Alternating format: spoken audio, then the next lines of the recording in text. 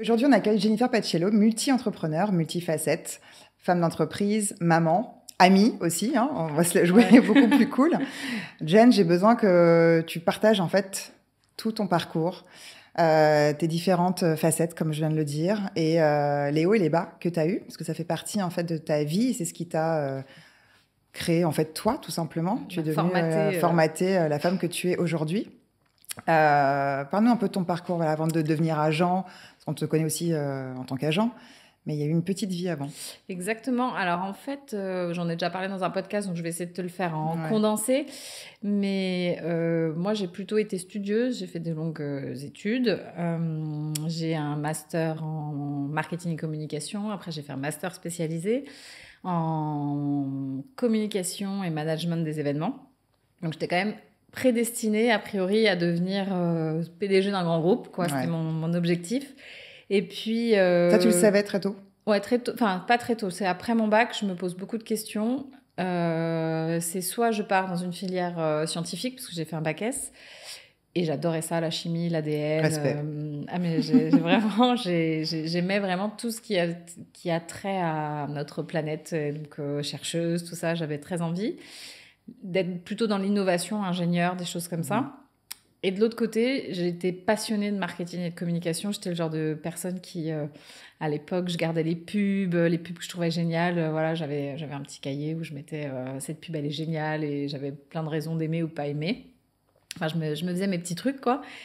Et je me décide de partir en Irlande. J'ai vécu 3 ans en Irlande pour faire mes études. Et moi, je viens d'une famille plutôt pauvre, peu aisée en tout cas. Donc, j'ai fait un crédit étudiant pour payer mes études. Et c'est déjà un peu une révolution dans ma famille, parce que s'endetter à hauteur de plus de 30 000 euros pour payer des études, c'était pas... voilà, je viens pas d'une famille d'entrepreneurs. On ne levait pas des dettes pour le plaisir de lever de la dette. Donc, c'était un peu compliqué de convaincre ma mère que fais-moi confiance, etc. Parce qu'il fallait qu'elle se porte caution quand même. Donc, ça voulait dire que si je n'y arrivais pas, c'était elle qui devait payer mes dettes. Au final, elle m'a fait confiance, mais j'ai travaillé tous les étés. J'ai travaillé sur les marchés, j'ai fait beaucoup de petits boulots pour pouvoir payer, non pas mon crédit étudiant, mais mes études, c'est-à-dire ma vie en Irlande. Bien sûr. Donc là, ça a été des années très difficiles. Je vivais avec exactement 600 euros par mois, et j'avais 400 euros de loyer. Donc, il me restait 200 euros pour manger. Pour manger et payer tes factures. Et voilà. Et je vais sortir un livre là dans quelques temps. J'en parle un moment sur le fait que, à un moment de ma vie, j'étais quand même dans une école de commerce où l'argent est au centre de toutes les discussions. C'est souvent des fils d'eux ou des filles d'eux. En tout cas, c'est des gens des élèves, mes copains, etc. L'argent n'était pas un sujet. Moi, c'était vraiment un sujet. Donc, quand je voulais pas non plus m'exclure du milieu étudiant, si je puis dire, bien que j'avais pas du tout la même vie que les autres étudiants. Et du coup, quand ils sortaient le soir ou qu'ils allaient dans un restaurant, eh bien, je disais oui, je viens. Mais en fait, quand j'arrivais sur place, je disais en fait, j'ai pas très faim, donc je commandais rien. Et en fait, je mangeais avant. Et j'avais honte de dire que j'avais pas d'argent, donc j'en parlais pas. Les gens savaient pas que j'avais pas d'argent, etc. J'achetais mon ordinateur. Tout le monde avait des Mac à l'époque. J'avais pas du tout les moyens de m'acheter un MacBook, sauf que sans ordi, dans nos métiers, c'est difficile. Et donc, j'avais été sur un site qui s'appelle Price Minister. Je sais pas si tu as connu ça. Voilà, donc c'était un site de revente. Donc, j'avais acheté mon premier ordinateur là-bas avec l'argent de poche que j'avais eu à Noël et tout. Donc, c'était vraiment des années financières très difficiles. Très difficile. Et j'ai pas eu une vie étudiante comme ce qu'on entend dans les vies étudiantes d'école de commerce. Tu t'es pas éclatée? Pas du tout. Et ce qui est très drôle, c'est que c'est pas dans une école où l'argent est vraiment au centre de toutes les discussions, où on m'a appris à faire de l'argent. Mais en tout cas, on m'a formatée à être dans un grand groupe et pas à devenir une entrepreneuse. Donc moi, au départ, jamais je pense devenir la femme que je suis devenue. Je pense que je vais travailler dans un grand groupe. Alors, si tu avais la fibre entrepreneuriale très tôt ou non? Je pense que je l'avais, cette fibre, mais en tout cas, mentalement, on l'a écrasée. J'étais pas du tout... pour moi, c'était la sécurité. Mon CDI, dans un grand groupe, tu montes les échelles, tu fais tes preuves. Voilà, c'était comme ça que je concevais ma vie.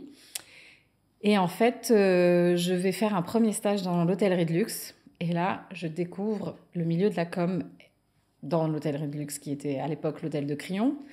Et là, je me découvre.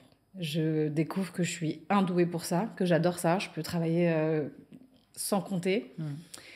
Et à l'hôtel de Crillon, je vais me faire un réseau de malades. Je vais apprendre aux côtés d'une femme qui s'appelle Élodie Piège, qui est donc la femme de Jean-François Piège, qui est un très grand chef étoilé. Et vraiment, je vibre de l'intérieur. Donc, tu es payé 400 balles, hein, tu es stagiaire à l'époque. Donc, tu vibres pour ton travail et pas du tout pour le salaire. Et je comprends que j'ai trouvé ma voie, que j'ai fait des études. Je pensais plus être dans le marketing au début, développement produit, donc ce qui était un peu une continuité de. J'ai pas fait ingénieur, j'ai pas été chercheur, mais bon, dans le marketing, chef de produit, voilà.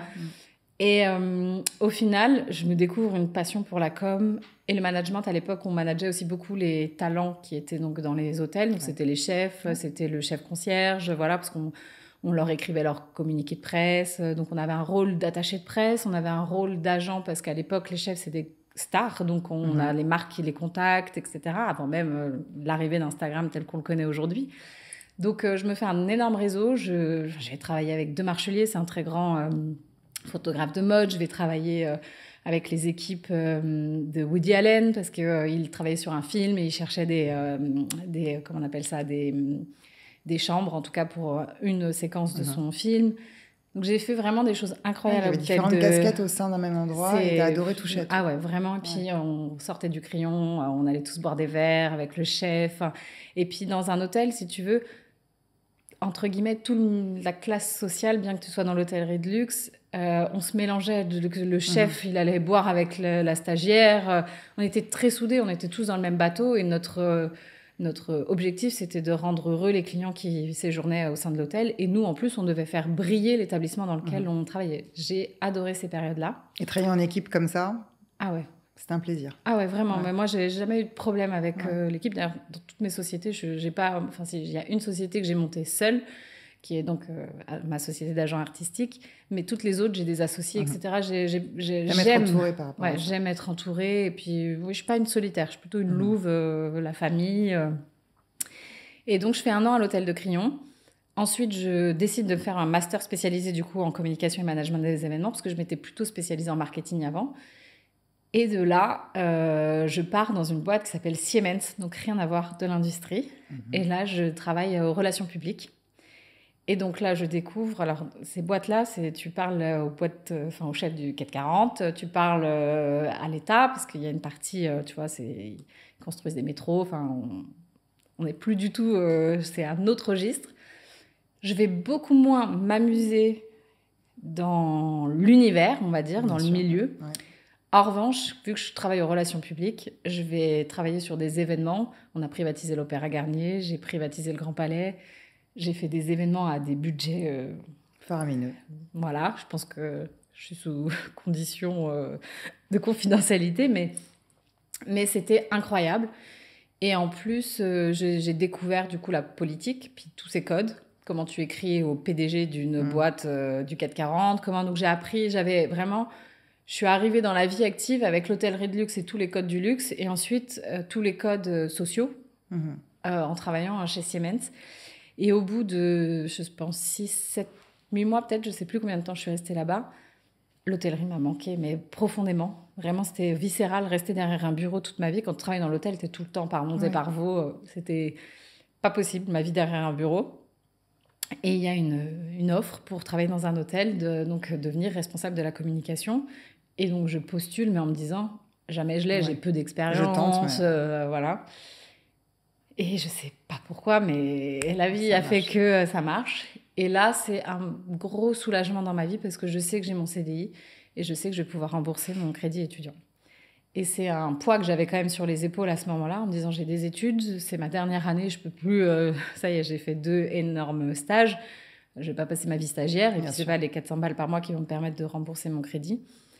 Et donc, je me lance dans la vie active, dans l'hôtellerie de luxe, dans laquelle je vais travailler 5 ans. Et au bout de 3 ans à peu près, je monte ma boîte d'agent artistique, qui va fonctionner très bien dès la première année. Je vais faire des bénéfices très vite. Et donc, ensuite, je vais lancer une marque de prêt-à-porter. Enfin, je vais cofonder avec un des talents avec qui je travaillais, une marque de prêt-à-porter. Ensuite, je vais donc cofonder avec toujours ce même talent, une marque dans le haircare, qui va vraiment cartonner pour le coup. Et donc là, je vais commencer à me dire... À chaque fois, c'est toi qui as les idées? La marque de monter, en fait Alors, au départ, je pense que c'est... le talent dont je parle, c'est Caroline Receveur. Elle est beaucoup plus... elle avait plus la fibre que moi de l'entrepreneuriat, dans le sens où...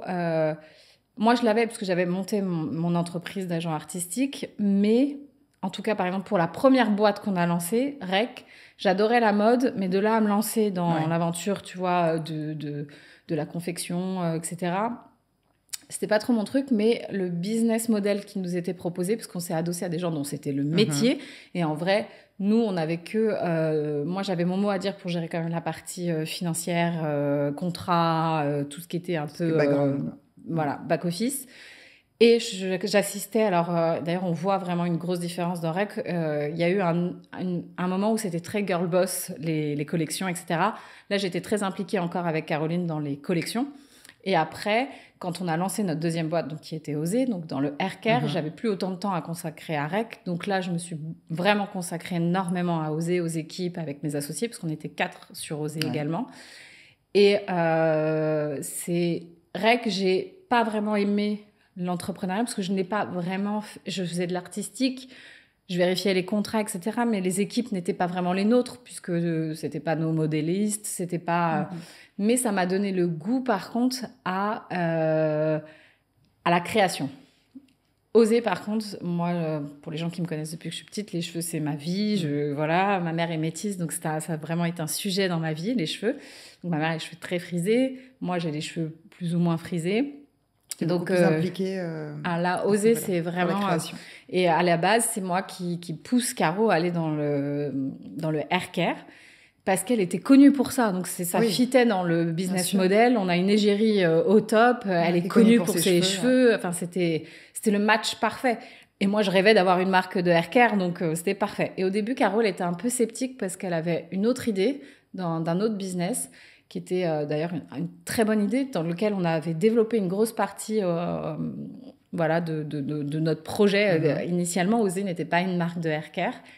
Et puis, au fil des discussions, un jour, elle a le déclic et elle se dit, si en fait, on va se lancer dans la marque de haircare et on va lancer le fer qui nous a lancé. Et ça, c'est son idée à elle. Moi, j'avais envie d'une marque de haircare parce que plein de choses me poussaient à aller à ça. Mais le produit, donc le Wavy, le Waver, donc voilà notre premier outil. Ça, c'était son idée à elle, et parce qu'elle avait posté une photo sur Insta où elle avait ce Wavy et qui avait cartonné. Et donc, ça a fait sens pour elle de lancer ce produit. Et donc après, on a lancé la boîte. Ça a vraiment cartonné en plein Covid. On lance quand même en juillet 2020. Donc voilà. Quand on présente le projet haircare à nos 2 associés qui étaient partis sur un autre projet qui n'était pas du haircare, ils sont un peu sceptiques au début. En plus, eux, c'était vraiment marketing recherche, on vérifie et tout. Et Caro et moi, on est beaucoup plus instinctifs, tu vois. Ouais. Et en fait, eux, au début, ils nous disaient c'est un marché bouché, le haircare, puis on va aller s'attaquer à du Kérastase, à du L'Oréal, c'est compliqué. Et bon, on est un peu des fous folles, nous, donc on est quand même allés à fond dedans. Et ça a vraiment fonctionné. Et là, par contre, je me suis éclatée. Je me suis vraiment éclatée avec les équipes, je me suis éclatée avec les produits, je me suis éclatée avec les fournisseurs. On a eu plein de galères, attention, parce que qui dit Covid dit beaucoup de difficultés. Et surtout, on a été victime de notre succès. C'est-à-dire qu'on ne pouvait plus faire venir certains de nos produits. Tout ce qui est tech, on avait du mal à le faire en France, donc on le faisait en Asie. Et en Asie, pour rapatrier à moindre coût et pas du coup avoir des produits qui coûtent trop cher pour nos consommateurs, on faisait venir, on avait initialement, pour nous, tout devait venir par bateau, mais qui dit bateau, 6 semaines, et puis avec le Covid, tout était beaucoup plus compliqué. Donc après, on a dû affréter des avions. Là, c'est pas le même prix. Mais en fait, on était victime de notre succès. On pouvait pas passer 6 mois sans produits en ligne, alors qu'on venait de lancer. Donc, on a dû faire venir des... Donc, on a eu, d'un point de vue entrepreneurial, Osée... j'ai vécu des hauts très hauts et des bas très bas, parce qu'à un moment, il a fallu vendre la société. J'ai longtemps voulu la racheter, mais j'avais d'autres projets à côté d'Osée, en dehors des associés que j'avais. Et ces autres projets étaient encore plus alignés avec mes valeurs. Donc, c'était soit je reprenais Osée, mais à un moment, je ne suis pas non plus Wonder Woman. C'était sûr que si je reprenais Osée toute seule, sans associé, je n'avais plus le temps de me consacrer à ces autres projets qui me tenaient vraiment très à cœur. Ou soit j'acceptais de lâcher lâcher dans l'opérationnel, parce que je suis toujours actionnaire de Osée, mais dans l'opérationnel, je ne fais plus rien. Je suis une actionnaire minoritaire, ultra minoritaire, donc je suis dormante. Mais je suis quand même restée avec des conditions dans la société. Comment tu vis ça, justement, cette espèce d'ascenseur émotionnel dans le business? En tout cas, on parlera du perso après. Mais est-ce que tu es quelqu'un qui a de l'ego par rapport à ça? Non, heureusement. Je pense que c'est un vrai conseil qu'il faut donner à la jeune génération. En fait, par moment, il faut savoir lâcher. Je me suis battue pour oser. J'avais mes conditions. Mes associés étaient plus ou moins prêts. À la fin, on était OK pour me laisser la boîte.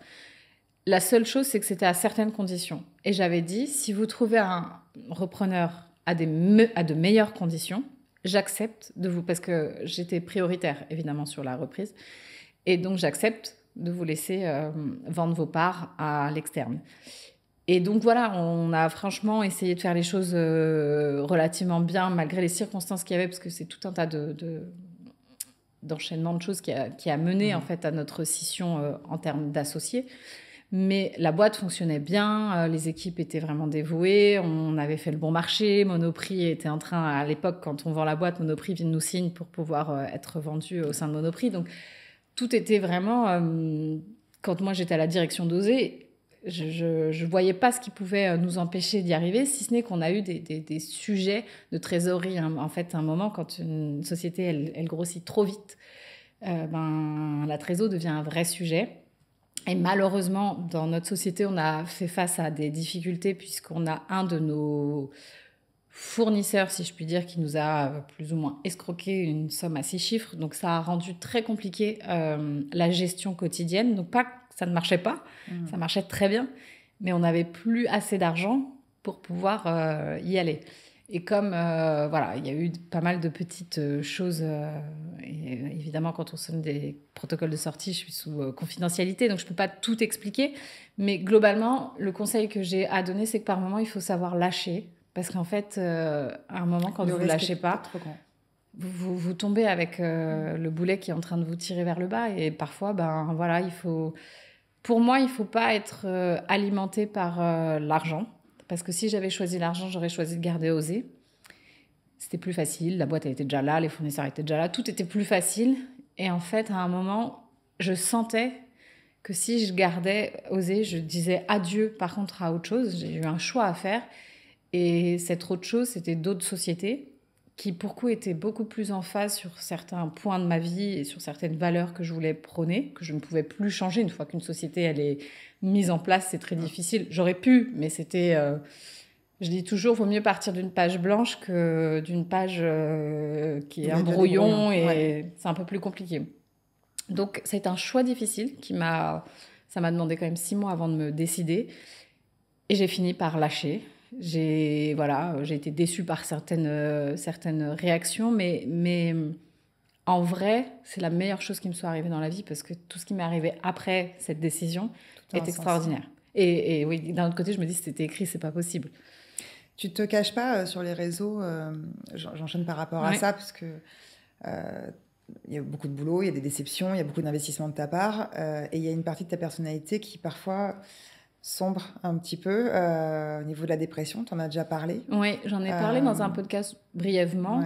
Quand j'étais très jeune, donc dans les périodes difficiles après bac, j'ai fait une grosse dépression. Donc j'ai commencé à 17 ans à sombrer. À 18 ans, je suis dépressive. Et ça va durer jusqu'à quasiment mes 22 ans. Donc c'est long. Et c'était des moments très, très difficiles dans ma vie. J'ai eu envie de mourir, j'ai fait des tentatives. C'était vraiment... En fait, il faut comprendre quelque chose, c'est que moi, depuis que j'étais toute petite, je rêvais de changer le monde. Mais voilà, j'avais décidé que... En fait, on avait le moyen de rendre tous les gens heureux sur cette terre. Et c'était dans ma tête très facile de le faire. Il fallait enlever l'argent de ce monde et qu'il n'y aurait plus de problème. Et j'avais commencé vers l'âge de 12 ans à développer... Tu vas me prendre pour une folle, hein, mais à développer toute une map de comment changer le monde. On enlevait l'argent. Donc, on enlevait l'argent, il fallait trouver comment on revenait au troc. Un peu, dans mon idée de départ, c'est que chaque personne était prédestinée à une mission pour sa communauté. Enfin, j'avais un Chacun avait un rôle. Voilà. Sauf qu'à un moment, quand tu tires le fil rouge de mon super monde sans problème, sans guerre, où tout le monde est heureux, en fait, tu arrives à une dictature parce que je suis obligée d'imposer à un moment que toi, tu vas être boulanger, que toi, tu seras dentiste, toi, tu vas travailler à l'usine parce qu'on a besoin de... Je voulais pas retourner. J'aimais quand même la technologie, l'innovation, donc je voulais pas retourner à l'âge de pierre, mais je voulais quand même enlever l'argent de ce monde, tu vois. Et donc, j'avais tout un monde idyllique. Et puis un jour, je présente ça à mes parents, toute fière et tout, parce que ça me paraissait tenir la route. Et mon beau-père me dit... Et tu sais que c'est utopiste. Donc, je ne savais pas à 12 ans ce que voulait dire le mot utopiste. Et c'est vrai que j'avais ce côté un peu très utopiste, bisounours, qui m'a fait défaut en grandissant. Et là, il t'a ramené sur Terre, en fait. Ah ouais. Et alors, au début, j'étais c'est vous qui êtes gris. C'est sûr que si tout le monde pense comme vous, on ne changera jamais le monde, quoi. En gros, c'était un peu ça. Puis, j'ai toujours eu un peu de caractère. Mais en fait, en vieillissant, jusqu'à l'âge de 17 ans, je me rendais compte qu'en fait, quel était l'intérêt de vivre si en fait, quand j'observais le monde de mes yeux avec beaucoup de recul, c'était des guerres, des gens qui crèvent la dalle dans le monde. Tout l'opposé de ce que tu voulais. Enfin, ce que c'est tu ça. veux, et ça me rendait très malheureuse. Ouais, mais c'est difficile d'expliquer ça à quelqu'un, de dire je suis malheureuse parce que je le connais pas, mais je sais que sa vie à lui là-bas en Inde ou peu importe est pas ce qu'elle devrait être. Et ça me touche. Et c'était très difficile pour moi d'expliquer ce mal-être que j'avais. Parce qu'il n'était pas, ça venait pas d'un décès, ça venait pas d'une rupture amoureuse, c'était un truc qui était très profond. Viscéral. Ouais. Et dont j'étais persuadée à l'époque que je ne pouvais pas guérir. Enfin, quand j'ai 18 ans, je connais pas le mot dépression, je comprends pas que c'est une maladie. À l'époque, je pense que je suis comme ça, que je suis déconnectée du monde dans lequel on vit, que je suis trop gentille pour subir les aléas de cette vie et que je préfère m'en aller. Et que, voilà, continuez votre petite popote. Moi, j'ai rien à faire ici. En fait. M'obligez pas à vivre une vie qui ne m'intéresse pas. Là, pour moi, c'est horrible ce que vous me demandez. Et une amie à moi, à l'époque, je parlais pas du tout de mon mal-être, mais quelqu'un va probablement s'en rendre compte et un jour va me dire, alors que je lisais quasiment pas de livres à l'époque, me donne un livre qui s'appelle L'envol de Sarah. C'est une maman qui parle de la dernière année quasiment de sa fille et de son combat contre cette maladie. Donc, je comprends que j'ai une maladie un peu à ce moment-là, parce que j'ai à peu près les mêmes... symptômes, si je puis dire, que sa fille. Et surtout, sa mère, elle explique la tristesse jusqu'à la mort de sa fille, parce qu'elle ne peut rien faire et sa fille décédera. Elle finira par arriver à se suicider. Et là, je fais un parallèle avec ma mère qui avait beaucoup sacrifié dans sa vie pour moi. Et je me dis, si je fais ça, je tue ma mère. En fait, je ne me tue pas que moi, je nous tue. Sauf que ma mère, elle avait sacrifié sa vie pour moi.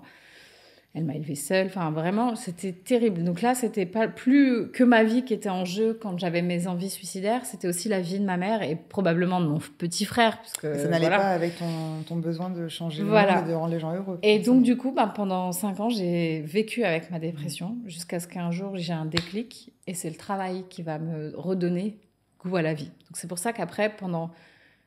quasiment, j'avais donc 22, 23 ans et j'en ai 35 maintenant. Donc pendant quasiment les 13 dernières années, les calculs sont bons parce qu'en ce moment avec ma grossesse, je perds des neurones, les calculs sont bons. 13 ans plus tard, je me suis dévouée à mon travail en oubliant, je pense, quand même de vivre parce que, on va peut-être en parler plus tard, mais je revois beaucoup ma vie ces derniers temps. Avec l'arrivée du deuxième. Mais c'est vrai que c'est mon travail qui m'a redonné un sens à ma vie, l'envie de vivre.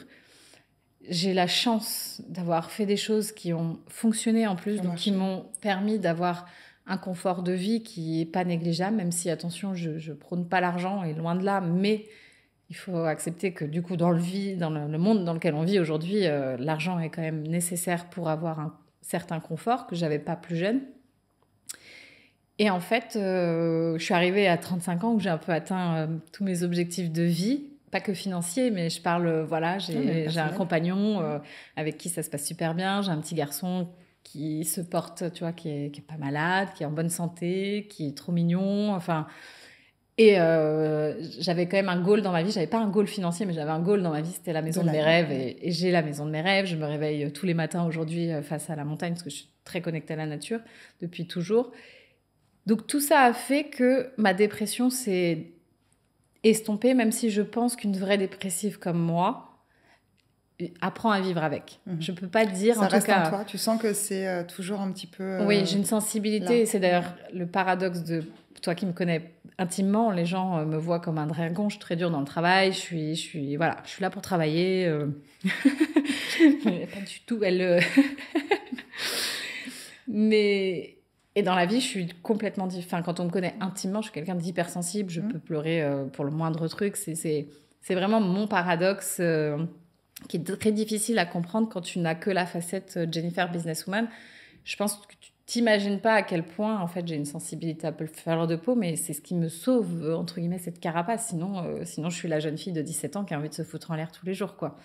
Mais donc, on a conscience de ta carapace, en fait, par rapport à ça. Ah oui, je pense. Et elle te sert dans le boulot. Ah oui, je pense. T'as ton masque. Ouais, je crois en tout cas que c'est ce qui m'a sauvée à un moment de ma vie. Peut-être qu'en vieillissant, le masque part de plus en plus, c'est l'impression que j'ai, mais pendant longtemps. Puis après, dans un milieu comme le milieu entrepreneur, quand vous êtes jeune et une femme, il y a un moment, il faut arriver en ayant des coronesses, entre guillemets. Et donc, je pensais à l'époque que l'autorité être très ferme, être très, très dur, me donnait une certaine légitimité. Alors que maintenant, je l'ai gagné par mes succès, entre guillemets. Et donc, j'ai, entre guillemets, plus rien à me prouver à moi-même, mais encore moins à vous. Donc, je suis un peu plus détendue. Est-ce que tu as eu des vraies déceptions et des trahisons dans ton métier? Quel impact ça a eu? Et est-ce que, s'il y en a dans le perso aussi, quel impact a le personnel, en fait, dans ta carrière? Alors, moi, j'ai eu deux relations toxiques, une professionnelle et une personnelle au cours de ma vie.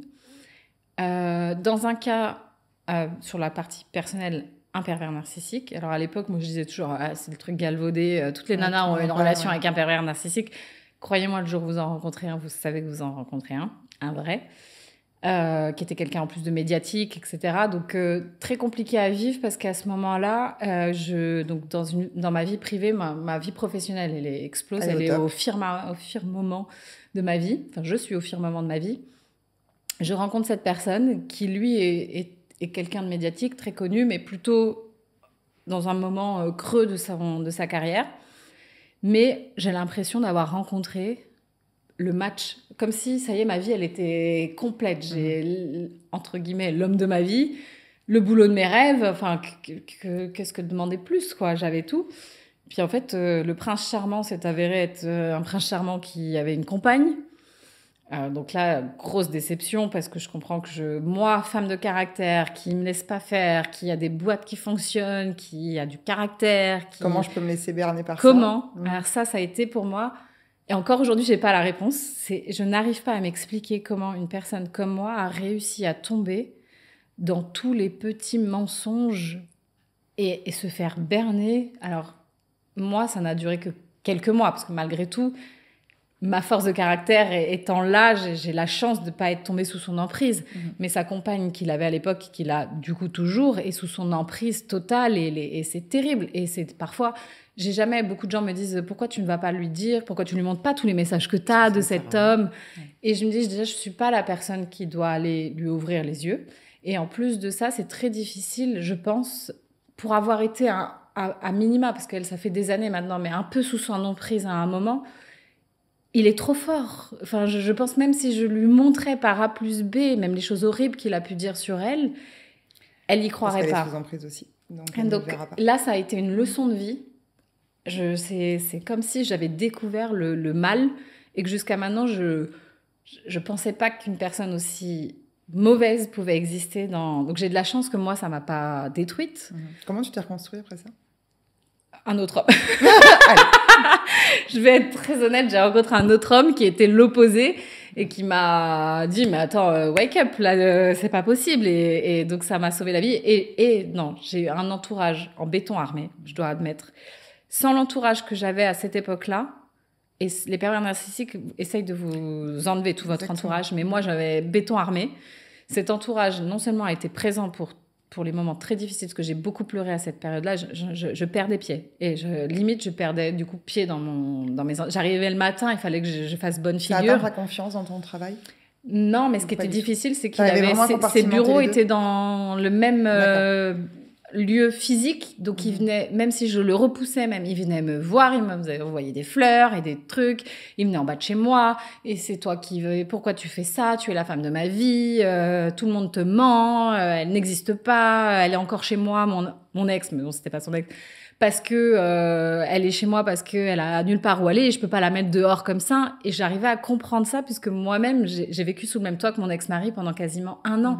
Mais nous, c'était hyper sain. Enfin, on était vraiment séparés. Donc, le problème, c'est que moi, je le faisais bien. Donc, pourquoi c'était possible, tu vois, je ne voyais pas le mal dans les gens. Pendant très longtemps, j'avais beaucoup de mal à m'apercevoir quand quelqu'un avait quelque chose de mauvais en lui.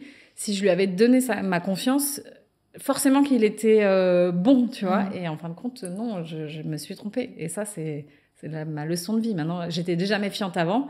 Mais alors là, je suis devenue super exigeante dans les gens qui ont le droit de rentrer dans mon entourage. Et en plus, très, très méfiante, surtout vis-à-vis des hommes. Et du coup, l'homme qui t'a sauvé de tout ça, il a réussi à me redonner confiance en moi, et surtout à accepter que je sois pleinement une femme d'affaires. Parce que le pervers narcissique, ça le dérangeait que je brille, que je... Donc voilà. Donc c'était très compliqué. Alors heureusement, ça a duré in fine de bout en bout que 8 mois. C'est rien dans une vie, mais ça a été 8 mois très difficiles. Et donc je te disais, mon entourage a été hyper important à ce moment-là. Et il y a une personne de mon entourage qui un jour, parce que lui ne lâchait pas, ce principe du pervers narcissique, il ne lâche pas une fois qu'il a une proie à la vie, à la mort. Et j'ai la chance que quelqu'un, comme il était médiatique, il y avait quand même un point où il était sensible, c'était toute cette image, tout ce qu'il peut renvoyer, c'était son point faible. Et quelqu'un lui a dit, en fait, si tu ne la laisses pas tranquille, tu vas perdre gros, parce que là, on va se mettre sur tes côtes. Donc j'ai eu des anges gardiens dans mon entourage.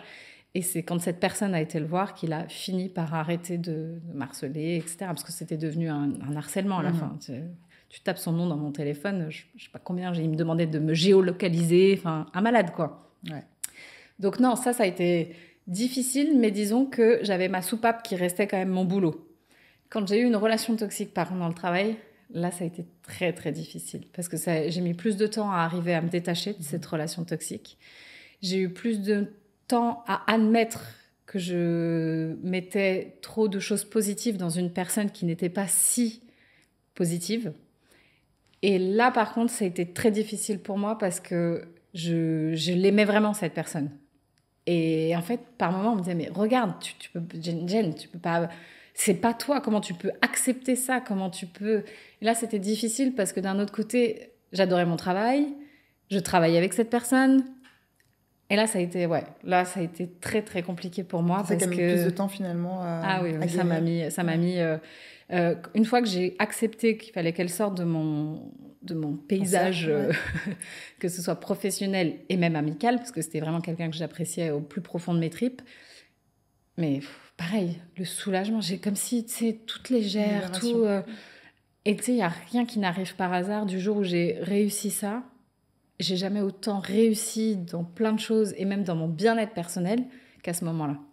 Mais je venais tellement loin avec la dépression que peut-être aussi que d'ailleurs, peut-être que j'ai eu cette dépression pour pouvoir supporter ces 2 relations toxiques qui auraient pu me briser si j'avais pas déjà été encore plus bas que ça. Tu vois, je sais pas, mais en tout cas, avec le recul, j'ai affronté ces 2 relations plutôt bien quand même. Tu vois, enfin, c'était difficile, mais je pleurais beaucoup, etc. Mais dans celle qui était privée, je me suis assez vite rendu compte que c'était un malade, mais j'avais du mal à m'en détacher. Dans l'autre, j'ai mis des œillères. Je ne voyais pas cette personne comme toxique. Et ça, c'est pire. C'est au même moment où tu es tombée enceinte? C'est quand je suis tombée enceinte. C'est quand je suis tombée enceinte. Parce que tu voulais pas être... Enfin, c'est pas que tu voulais pas être maman, mais... Si, j'avais toujours dit, j'aurais jamais d'enfant. La maternité, c'était pas forcément, voilà... J'avais dit, je n'aurais jamais d'enfant. D'accord. Je ne voulais pas d'enfant. Qu'est-ce qui a déclenché je voulais adopter. Moi, c'était vraiment, j'adopterais. Ouais. Il y a déjà beaucoup d'enfants dans le monde qui ont des difficultés.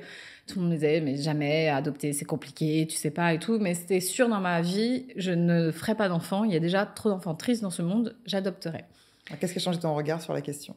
Ça n'a pas changé, ça m'est tombé dessus. Ouais. Mais par contre, quand ça m'est tombé dessus, c'est ce qui m'a donné le courage de me dire, notamment cette personne qui était dans ma vie à ce moment-là, qui était très toxique, de me dire en fait, pour la première fois de ma vie, j'ai eu une grossesse très, très difficile, où j'ai été très, très malade. Je vouais ma vie à cette personne sur plein de domaines.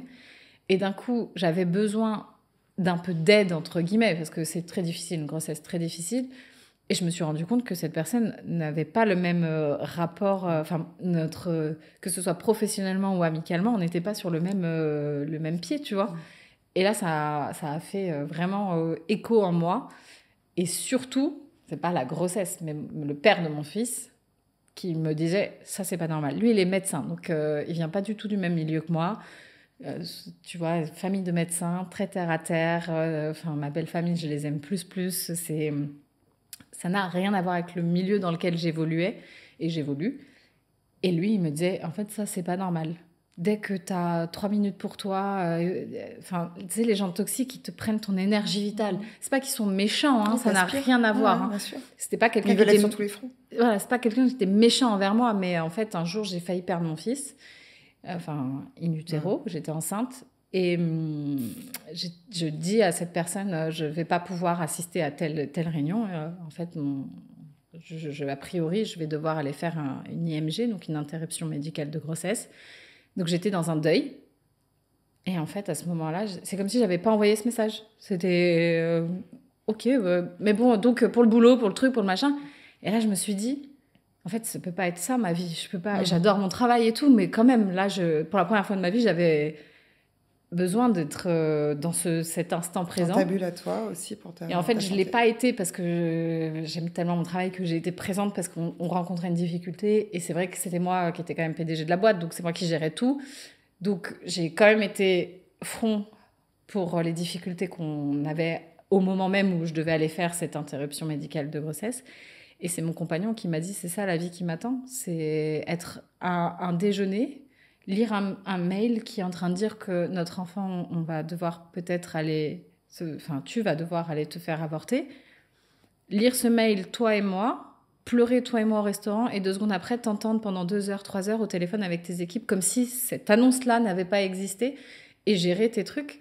Il me dit, j'ai presque l'impression que tu n'as pas d'émotion. C'est pas que j'en avais pas, mais j'étais tellement dans le flow. En mode robot. Ouais. Dans le flow de mon travail, etc. Et c'est vrai que je dis pas qu'au moment où il m'a dit ça, ça a fait comme ça dans ma tête. Mais c'est sûr que c'est une petite graine qui m'a permis de me dire, en fait, il a raison. À l'époque, toi, tu m'as connue comme ça. Je passais ma vie sur mon téléphone. Ouais. J'étais avec vous sans être avec vous.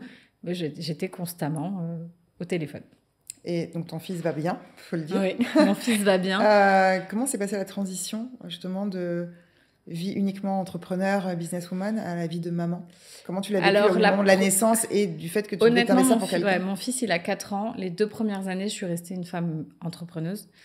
Cette transition, elle est arrivée quand je suis arrivée à Aix, parce que j'ai quitté du coup la ville pour le sud. Sud. Si je dis la campagne, on va me taper dessus, mais pour le sud. Donc, la vérité, c'est que ça fait 2 ans bientôt que je suis à Aix. Je vis entre Paris et Aix. Mais, et maintenant aussi un peu Monaco, parce qu'on a les équipes à Monaco. Mais la chose, c'est que, comment dire, la transition, elle s'est faite assez doucement pour moi, mais pas pour mon fils. Mon fils, les 2 premières années de sa vie, je pense qu'il a plus été avec ma mère, ma belle-mère, la crèche. Je me suis fait beaucoup aider. Donc, bien sûr, il était à la maison, mais je veux dire, concrètement, je ne m'occupais de lui que quand j'avais terminé mon travail. Donc, je lui accordais vraiment de 18h à 20h, les nuits, évidemment. Je lui accordais toutes mes nuits. Mais de 8h du matin à 18h, il était à la crèche ou avec ma mère ou ma belle-mère qui est pédiatre. Donc, attention, j'ai la chance aussi d'être très entourée et d'être en confiance. Une fois qu'il était recouché à 20h, je travaillais, je faisais à 23h à l'époque son biberon, puis j'étais toute seule à cette époque-là parce que mon compagnon ne vivait pas avec nous, donc c'était vraiment très, très, très difficile. Mais je ne me sentais pas mère, je me sentais chef d'entreprise, accomplie, je n'avais pas besoin, j'ai eu du temps à devenir mère. Quelqu'un m'avait dit, t'inquiète pas, il faut 9 mois pour créer un enfant, et chez certaines femmes, il faut plusieurs années pour devenir mère. Et moi, j'ai commencé à devenir mère quand j'ai eu des échanges avec mon enfant. Ouais. Vraiment, quand mon fils de 2 ans t'imite au téléphone ou te dit « pose ton téléphone », je comprends que mon fils, le téléphone... Mon fils, le téléphone pour lui, c'est s'il y a téléphone, je n'ai plus ma mère. Ouais. Ma mère n'est plus là et il l'exprimait très très jeune. Ces habitudes-là. Ouais, à partir il t'a appris en fait lui à... Ouais, mon associé qui est caché là-bas peut le dire. Aujourd'hui, je ne prends plus mon téléphone après 20h, je ne touche plus à mon téléphone. Avant, je pouvais répondre à des mails jusqu'à 1h du matin et c'était normal. Maintenant, non. Et là, il y a un deuxième. Et ce deuxième-là, voilà. Ce deuxième-là, ce qu'il a vraiment changé dans ma perception, c'est que j'ai été aussi très malade sur le début de grossesse. Ouais. Et malade, cette fois-ci, physiquement, j'ai dû être alitée à un moment. J'ai fait un Covid enceinte. Donc, ça a été très compliqué. Et en fait, là, j'ai dû lever le pied. J'ai franchement pas eu le choix. Ou en tout cas, contrairement à ma première grossesse où j'aurais pu ne pas avoir le choix non plus, j'étais encore en mode guerrière. Là, je l'étais plus du tout. En plus, hormonalement, j'ai eu l'impression que ma dépression revenait. Peut-être aussi parce que j'ai atteint beaucoup de mes objectifs de vie. Donc, du coup, j'étais là... qu'est-ce que je vais faire de ma vie J'attends un enfant, mais je suis hyper mal. Est-ce que c'est le moment on allait lancer Nomana. On allait lancer Bova. J'avais 2 boîtes qui devaient se lancer là entre mars et septembre, dont une, ça fait 4 ans que je travaille dessus. Donc là, je suis starting block pour la lancer. J'ai cette grossesse qui arrive et je me dis, en fait, c'est pas le moment. Et puis, en fait, c'est jamais le moment. Comme un enfant, c'est jamais le moment. Et j'ai la chance d'avoir des associés. Là, aujourd'hui, je suis entourée dans mes business, dans mes associés. Aujourd'hui, j'ai un entourage en béton armé. Enfin, j'ai éliminé tout ce qui était toxique de ma vie et ça change votre vie, en fait, quand vous avez que des gens bienveillants autour de vous. Et la preuve, c'est que mon associée, c'est quand même compliqué pour elle de se dire, attends, en mars, on devait lancer Nomana. On injecte quand même des fonds dans nos business. Et je lui dis, ça te dérange pas, mais Nomana, ça verra pas le jour avant peut-être novembre, décembre, peut-être janvier 2026. Pas une seconde, mes associés, que ce soit donc Joël Robin ou Denisa Ekonomova sur Mova, mais pas une m'a dit non, en fait Jen, voilà, on est associés, toi t'as ça, mais moi non, on est tous ok, de toute façon dans les faits, voilà, dans les faits, voilà, c'est ça. Dans les faits, je gère le quotidien sur certaines parties. Mes associés, un autre quotidien sur d'autres parties, parce qu'on a des postes bien définis, on ne marche pas les unes sur les autres. Mais la boîte, elle fonctionne ensemble, si tu veux. Donc, soit on y va ensemble, soit on n'y va pas, et ça change la vie. Et donc, du coup, là, c'est la première fois de ma vie où je vais prendre quasiment 6-7 mois juste pour moi et cet enfant. Et mon premier fils et mon mari aussi, qui me redécouvre, parce que j'adore cuisiner, mais j'avais plus le temps de cuisiner.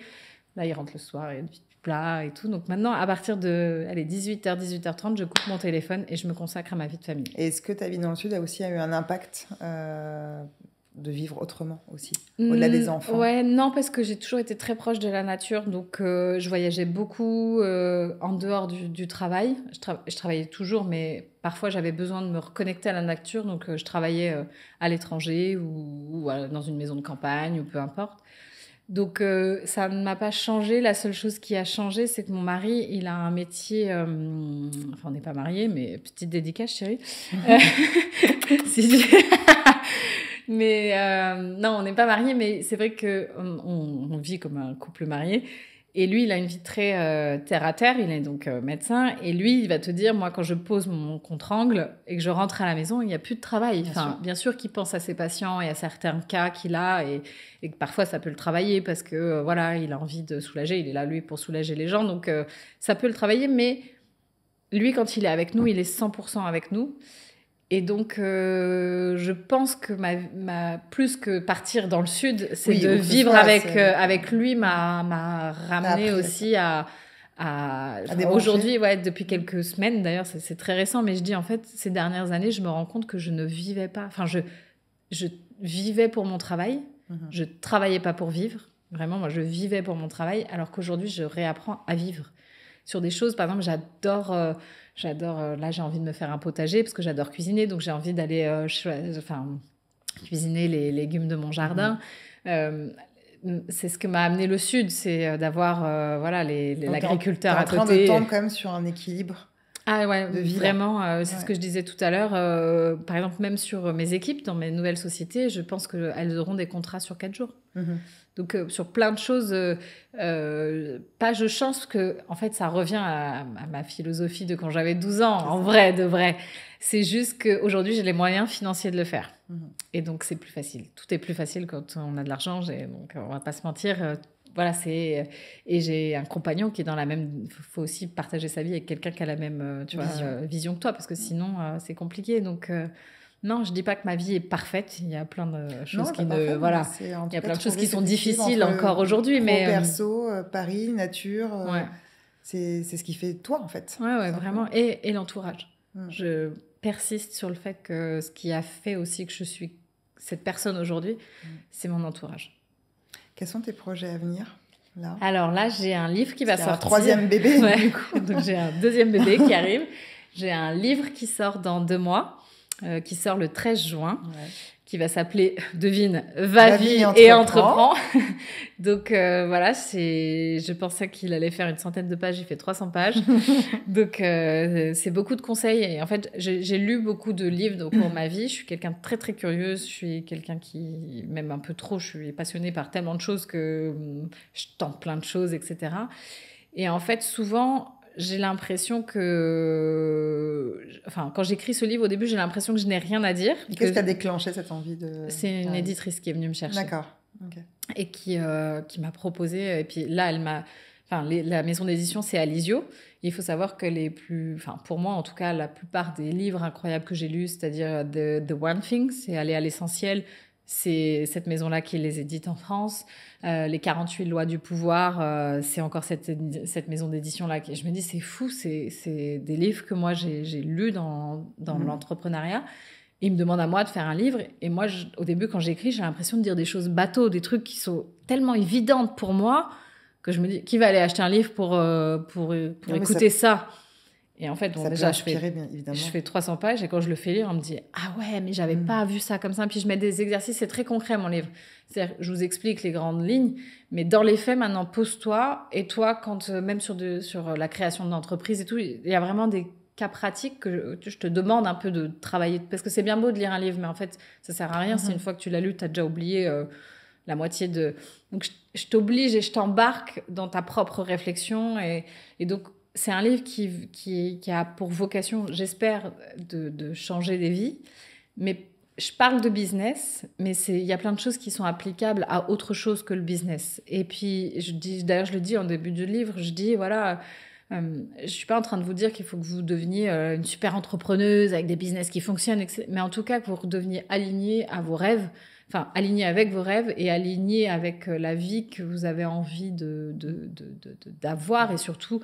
Qu'est-ce que vous avez envie de laisser quand vous aurez 70 ans et que vous allez vous dire est-ce que je peux partir là-haut et me retourner et me dire ouais, j'ai vécu une vie... Dans le bouddhisme, on dit qu'une fois que tu as atteint la sagesse, tu ne reviens plus dans cette terre qui est censée être une terre un peu 2.0, quoi. Est-ce que ça t'a fait replonger à des époques, ton livre, justement, où tu parles de tes expériences professionnelles? Est-ce qu'il y a des choses qui t'ont ému ou que tu aurais fait peut-être différemment aussi par rapport à ça, avec du recul? Quand j'écris le livre, c'est surtout, je ne m'étais jamais trop penchée sur ma vie privée, ni sur les réseaux. Donc, dans le livre, il y a une grosse partie où je pense quand même qu'à un moment, pour expliquer pourquoi j'ai eu telle force à tel moment de ma vie, il faut que vous compreniez la genèse, et pas que de ma vie. Parce que ma grand-mère et ma mère ont vécu des choses très difficiles quand elles étaient jeunes. Et on fait que j'ai été élevée d'une certaine manière. Donc, j'explique quand même ça. Et après, dans le livre, en lui-même, assez bizarrement, ça a coulé. En fait, j'avais beaucoup de choses à dire, beaucoup de choses à transmettre. Et à chaque fois que j'écrivais, je me disais, est-ce que ça va vraiment être game changer dans la vie de la personne qui va lire? Et donc, les premières versions que j'envoyais, je les trouve... En fait, le problème, c'est que je suis une perfectionniste. Donc, je pense que j'en suis à la 120e relecture de mon livre. Mais quand il fait 300 pages, ça prend beaucoup de temps dans une vie. Donc, ça m'a pris beaucoup de temps dans ma vie d'écrire ce livre. Et le truc, c'est que j'ai commencé à écrire ce livre, j'avais qu'un enfant et j'expliquais que j'en aurais pas d'autres. À la fin de ce livre, je suis enceinte du deuxième. Donc, et je le dis à un moment dans le livre, arrêtez de vous dire que ce que vous pensez en janvier doit être forcément ce que vous devrez penser en décembre. En fait, il faut aussi laisser place à la vie, aux rencontres. Le problème, c'est qu'on vit dans une société où on est très formaté dans sur plein de domaines, professionnellement, mais aussi d'un point de vue social. On doit avoir une maison, on doit avoir un mari, on doit avoir, peu importe, un enfant avant 30 ans ou à partir de 30 ans. Et en fait, on s'est imposé tellement de codes, surtout nous les femmes, qu'en fait, à un moment, on explose. C'est d'ailleurs pour ça que beaucoup de femmes, par moment dans leur vie, elles implosent dans leur couple, elles implosent dans leur travail. Et en fait, voilà, j'espère que ce livre va arriver à aider des femmes et des hommes à être vraiment en phase avec eux-mêmes. Et quand moi, je l'ai écrit, je me suis dit que en fait, ma vie, elle est... J'ai pas eu de regrets. Enfin, voilà, j'ai accepté tout ce qui m'est arrivé ces dernières années. Et en plus, ça serait très malhonnête de ma part de vouloir changer des choses, parce que je suis exactement là où je rêvais. Enfin, même pas, je pense que j'avais même jamais osé rêver ça. Là, je touche du bois, que ça continue encore pendant des années, mais ouais, je peux dire que je suis heureuse aujourd'hui. Est-ce que ce livre pourrait être le début finalement d'une nouvelle aventure pour toi, comme je sais pas, des conférences, des formations partager vraiment, aller à la rencontre, en fait. Alors oui, je fais déjà... Parce que Élite Entreprendre, c'est nouveau. Bien sûr. C'est fait pour aider, effectivement. Mais là, si on parle vraiment d'expérience... Je fais des conférences, j'en ai fait quelques-unes. La formation, c'est quelque chose qui, avec mon associé Joël, sur lequel on a vraiment envie d'aller, mais on veut la rendre accessible à tous. Moi, j'ai fait une école de commerce qui m'a coûté beaucoup d'argent. Aujourd'hui, c'est un peu la mode de la formation. Devenez agent immobilier, machin, achetez-moi. Et en fait, il y a un cercle vicieux où en fait, tout est toujours ramené à l'argent, au business. Et on a oublié juste le partage, la transmission. La transmission. Et donc, c'est vrai que, bien sûr qu'on ne peut pas tout faire gratuitement parce que ça demande du travail, ça demande des équipes, souvent, derrière, pour pouvoir mettre en place à grande échelle une formation, par exemple, en ligne, comme on avait l'intention et comme on a l'intention de faire avec Élite Entreprendre. Mais ça demande surtout à nous de penser le bon business model pour pouvoir rendre accessible le savoir. Et même si aujourd'hui, je trouve qu'avec Internet, le savoir est plutôt... disponible pour tout le monde, il y a tellement d'informations que tu sais plus aussi où donner de la tête entre les fake news, les faux sites, les faux entrepreneurs, les faux coachs. En fait, on est sur de la surconsommation d'informations et c'est vrai qu'à un moment, on sait plus à qui se fier, C'est compliqué aujourd'hui de trouver et de se former auprès de personnes où tu auras vraiment à la fin de ta formation ou à la fin de ton cursus te dire ok, j'ai appris quelque chose. Moi, j'ai quand même fait pratiquement 8 ans d'études. Je ne sais pas si ce que j'ai appris pendant ces 8 ans m'a réellement appris à devenir une entrepreneuse et à réussir dans la vie. Alors que je pense qu'apprendre de l'expérience de gens qui ont réussi, plus que de profs, c'est beaucoup plus bénéfique. Et moi, je suis assez pour les mentors. Je suis assez... pendant longtemps, je n'avais pas le temps. Et aujourd'hui, je suis prête à donner du temps aux gens sur ça. Donc, en fait, là, pour toi, le futur, ça va être donc de retrouver vraiment un équilibre entre vie familiale et vie professionnelle. Et en fait, tu vas ne jamais t'arrêter, en fait, sur... Non, je dis ça, mais voilà, j'ai quand même Mova qui va se lancer, j'ai quand même Nomana qui se lance. C'est plein de domaines différents. Donc, en fait, c'est ça qui te plaît, c'est de dire, j'ai une idée, même si c'est pas... Oui, parce qu'en fait, c'est pas l'argent ma finalité. Non, bien sûr. C'est vraiment le projet. Et donc, c'est pour ça que les gens avec qui tu le fais. Exactement, t'as tout compris. Voilà, t'as résumé. Allez, salut, au revoir. T'as résumé exactement, c'est ça. C'est en fait... C'est une aventure humaine. Et je reste convaincue que quand tu es aligné avec ça, les choses fonctionnent. Mais par contre, je fais que des boîtes où j'y mets mes tripes. Enfin, voilà, T'aimerais que tes enfants fassent ça plus tard? Si j'ai une petite fille, je sais pas encore le sexe, on le sait bientôt. Si j'ai une petite fille, je pense que oui, je lui céderai la société si elle le souhaite. Elle sera pas obligée, mais Mova. Mon fils, je pense qu'il va s'orienter vers alors il est tout petit encore, mais il y a de grandes chances, vu le personnage qu'il a, et je peux me tromper, mais je pense d'ailleurs cette interview deviendra peut-être culte un jour, mais je pense qu'il qui va travailler dans le milieu médiatique. Mon fils, il a une sensibilité, ça sera un artiste. S'il n'est pas médiatique, il sera artiste, il fera du stand-up, ou il sera acteur, je sais pas, mais il a déjà à son âge un truc assez fort dans la comédie, alors comme beaucoup d'enfants, mais lui, il a conscience, tu vois, il va faire Normalement, ma belle-mère qui est pédiatre, elle te dit que l'humour, c'est quelque chose, petit, tu n'as pas vraiment de notion. Mon fils, depuis très petit, il fait de l'humour, donc déjà, c'est déstabilisant qu'il comprenne cette notion de blague. Et donc, je pense que lui, il ne sera pas entrepreneur. Mais de toute façon, tu les pousseras quoi qu'il arrive dans... Quel que soit. Et même, je vais aller plus loin que ça, c'est que je suis obligée de mettre mes enfants à l'école parce qu'on vit dans une société où voilà, l'éducation nationale est importante. Et je ne dis pas, ça reste des choses importantes dans l'évolution de nos enfants. Mais moi, j'ai une maman très dure sur... il faut faire des études, il faut avoir des bonnes notes et tout. Moi, je crois que je veux... Si c'est pas leur chemin, tu les pousseras pas. Non, vraiment, j'ai été mariée quand même à un pâtissier. À l'époque, quand j'ai rencontré Nicolas, il rigolait tout le temps en disant... parce que moi, je disais, j'ai un MBA en marketing, tu vois, et je venais d'un pays anglo-saxon, voilà, je le disais comme ça à l'époque. Et donc, lui, il disait toujours, ouais, moi, j'ai un CAP. Lui, il en rigolait en disant... lui, il trouvait que ça nul, tu vois, à côté de moi, il se disait, moi, j'ai un CAP pâtissier. Et je disais toujours, mais on s'en fout, toi, t'as de l'or dans les mains que moi, je n'ai pas, t'as un don que j'aurai jamais. Et la preuve, quand tu connais sa carrière après, en tout cas, à l'époque où moi, j'étais avec lui, il a fait 2 ouvertures, 2 étoiles. Donc, ça a été et c'est un très grand chef pâtissier. Donc, en fait, on se fiche du titre, c'est juste... Bien sûr, il a travaillé avec ses tripes et donc, en vrai, mes enfants, vous n'avez pas envie de faire d'études longues, vous n'avez pas envie, mais vous êtes heureux. Enfin, moi, j'ai connu la vraie déprime, la vraie tristesse, si je puis dire. Faites ce qui vous rend heureux, mes enfants. Si tu veux aller être berger, ok, tu vois. Bon, c'est vrai que je préférerais que... Non, je plaisante.